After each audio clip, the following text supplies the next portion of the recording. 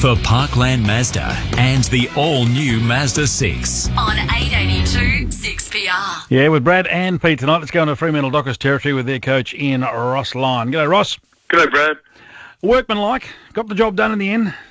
Yeah, look, we battled away first half, and then really, if you drill in, we dominated second half. I think 33 entries to 11 and 17 shots to 5. So second half was more like how we want to play. Have you reviewed the game? Did you get a handle on why, or did you think we probably not we selling St Kilda a little short with the effort that they put up? No, I think it was a bit of both. I thought they had good intensity, but our spread, our desire to run and spread quickly and match their intensity and spread was down. And but look, certainly fixed it after half time. There's no doubt about that. And take a few more simple opportunities. It would have been a lot more. You said that you took a risk at the selection table, bringing back 4 or 5, including Pav and Sandy, and it paid off because you got the money and you won by 30 points. And both players seemed to pull up well. Yeah, particularly with Matthew and Aaron. I think the other guys were no worries, but Matthew and Aaron clearly, hadn't played in 4 months. So I think Matthew looked better than Aaron, but I'm sure Aaron will come to hand. And Aaron would have looked better if we played him in the ruck a lot more often. But we thought Zach Clark had earned that right, and we wanted to keep him going. We need to learn to play with both of them in. So, there's a bit of water to flow under that bridge yet, Ross, Peter Vlahos, as I say, probably better for the run going into next weekend. I tell you what, the fella that did a lot of running was Hayden Ballantyne, and quite outstanding yesterday, wasn't he? Yeah, I thought he was best on the ground, particularly from our end. And he looked sharp and lively and clean. And there's been a few games where he's kicked sort of 0-3 and 1-4. But he really nailed his opportunities, and but he covered a lot of territory and really was effective for us. It was interesting. I caught up with him today, and he was saying in that last goal, the fifth one that he kicked, you actually could see Stanley's shadow on the fence, and he used that to actually manoeuvre around the St Kilda play before having a shot. So a bit of footy smarts there. Well, little blokes are always smarter than those big dopey blokes, aren't they? It's always been the case.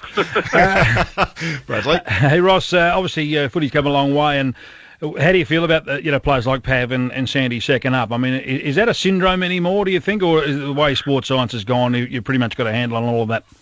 Well, look, it's a concern, not be sore and sorry, so we'll really give them a light week to make sure that they come up. That's what we did with Zach Clark when he was second up, and we'll back them right off and make sure that they're able to play well on the weekend. Anybody else due that may be up for selection? Obviously, you lost Luke McFarlane, which is a shame, but late in the game too. Just an update on that. It's we've got the results back. It's a significant tear, and he'll definitely be out for at least 5 weeks. So, gee, yeah, it is significant, and that news is sort of filtering out to all our key people now. So maybe they're listening to 6PR. They won't need to read their email, but that's just come through first to hand.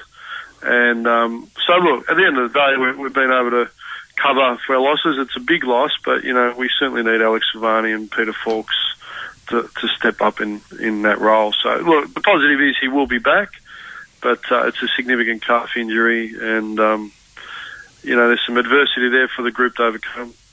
Paul Duffield, he was out injured. So do you think he's right? And if so, or do you wait another week, give it another 7 days? No, he won't be right. It was certainly a 2-week injury. Yep. So he won't play either. So, but other than that, we come out unscathed from the weekend, so that is a positive. And Ross, you hinted at the press conference that possibly Alex Silvani could be the player to come in for Luke at this stage? Yeah, well, he's the obvious one. I think when you look at, their tall forwards, you've got Darling and Kennedy, and Nat Nui and Cox go through there, so we'll need another one, Dawson and Johnson. And look, Alex played in a final last year and played on Podsy Yardley, so if we pressure up the ground enough, even when Luke's there, if we don't pressure, Luke gets scored again. So it's really about how all over the field pressure can help our backs, and I'm sure Alex, and I'm preempting match committee, but Alex or Peter was best on the ground for really Peel playing down back. I think he only had 1 goal kicked on him, so but I think at this stage Alex would probably have the edge. How were the spirits of the players this morning, Ross? I'll just say this without taking the spirit it's meant. Did they have an emotional investment in it early yesterday as they might this week? Yeah, look, it's a good point. I didn't see any. Every Monday, I think we're only one of 2 clubs that has every permanent day off a week, and ours is Monday. So our guys quite often get Sunday, Monday, and I mean the benefit of that is we have about 25 blokes doing undergraduate studies. So I think we're leading the AFL in that area. But in respect to me seeing them, I don't see them Mondays unless they come in for medical. And look, after being here a short period of time, the Derby, it is an emotional game. Local pride at stake, and look, it's West Coast home derby, and regardless of that, there's 4 points up for grabs. So, yeah, it's a really solid week for us. Well, you don't need any external motivation, but you only have to go and look at the ladder, don't you, just to see how high that you could climb if you just keep banking 4 points. You're right. If you keep winning, you keep moving up the ladder. So that's the aim. And look, if you get ahead of yourself, who would have thought the Saints would be up at half-time against it? Certainly not myself. But it's if you don't do the work and you don't work together, and the opposition always have a level of talent that can undo you, So, it's a really sharp reminder for us. And West Coast are a proud club. To see their fighting spirit in some close games lately, you know they're going to go to the end, and you know they're going to challenge us. So we've got a real challenge on our hands. So, Ross, you've managed your players very well this season. Okay, you've had quite a bit of injury not concern. Not as well as we'd like. Yeah, exactly. But Oh, exactly. Well, you get into the final third of the season, and you get to the stage where wear and tear takes its toll. So, how important is this next third of the season in relation to managing those players even further? You're right. We've got to take opportunities, and I reckon it was one missed in hindsight with Luke on the weekend, but we all live and learn, and so certainly if we get any more of those opportunities to rest some players that have had big years, we'll certainly take that, So you're saying he had an injury going into the game, or? No injury, but, I mean, if you look at their outs, Alex was available, and, hindsight's 20/20, but off a poor performance, Geelong, you want to get back into good form as quick as you can, so... Now hindsight, would have done something different, but we're crying over spilt milk, Now you let the cat out of the bag that you would send Ryan Crowley to Nick Del Santo. Maybe you should have sent him to Lenny Hayes. He was fantastic, Lenny, wasn't he? I should have crushed Lenny. I couldn't do it to him. I love Lenny that much. So, look, I think when you look at the St Kilda midfield, they're incredibly experienced still. Hayes, Montagna, Del Santo, Clint Jones, Farron Ray.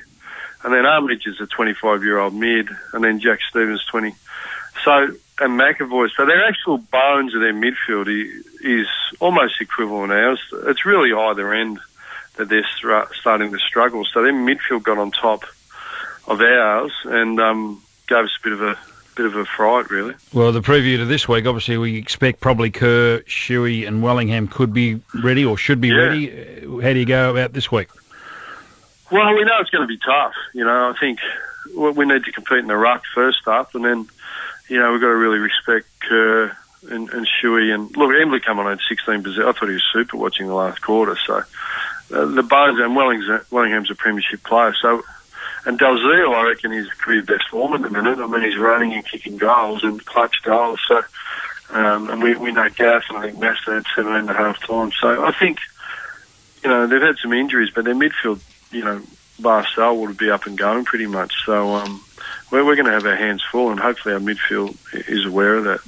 Ross, appreciate your time. Good luck on the weekend. We'll talk to you next Monday. Thanks, Brad. Thanks, Peter. Cheers, Ross Lyon there from the Fremantle Dockers. You can have your say after we talk to Scotty Burns on 922 11882. Coaches back to back for Parkland Mazda.